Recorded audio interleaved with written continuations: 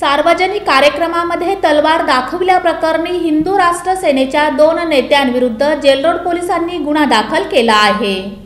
Jail Road पोलिसांनी अखेर हिंदू राष्ट्र सेनेच्या धनंजय देसाईंसह आयोजक रवी गोणेंवर शस्त्रबंदी कायद्यानुसार गुन्हा दाखल केला आहे।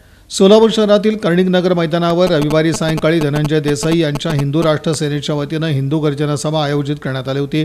सभेत भाषण सुरू करण्याअगोदर धनंजय देसाई यांनी नंगी तलवार दाखवून सभेत भाषण सुरू केलं होतं।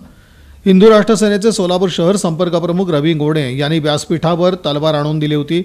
जेलरोड पोलिसांनी खात्री करून अखेर शस्त्रबंदी अधिनियमानुसार गुन्हा दाखल केला आहे। पोलिसांकडून मिळालेल्या माहितीनुसार धनंजय देसाई राहणार पौंड तालुका मुळशी जिल्हा पुणे आणि आयोजक रवी गोणे राहणार सोलापूर या दोघांवर तलवार दाखवल्याप्रकरणी गुन्हा दाखल केला आहे। हिंदू राष्ट्र सेनेचे धनंजय देसाई हे रविवारी सायंकाळी सोलापूर शहरातील कर्णिकनगर येथील मैदानात हिंदू गर्जना सभेसाठी आले होते। सोलापुरातील हिंदू राष्ट्र सेनेचे प्रमुख रवी गोणे यांच्या पुढाकाराने ही सभा आयोजित करण्यात आली होती।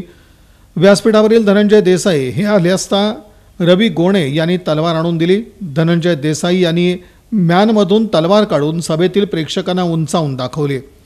जेलरोड पोलिसांनी मोठा पोलीस बंदोबस्त या ठिकाणी तैनात केलेला होता। कोणताही अनुचित प्रकार घडू नये यासाठी आयोजकांना विविध नियमावली पालन करण्याच्या सूचना जारी केल्या होत्या। तरी देखील हिंदू राष्ट्र सेनेचे रवी गोणे आणि धनंजय देसाई यांनी तलवार दाखवून पोलीस नियमांचं उल्लंघन केलं, त्यामुळे दोघांवर गुन्हा दाखल करण्यात आला आहे।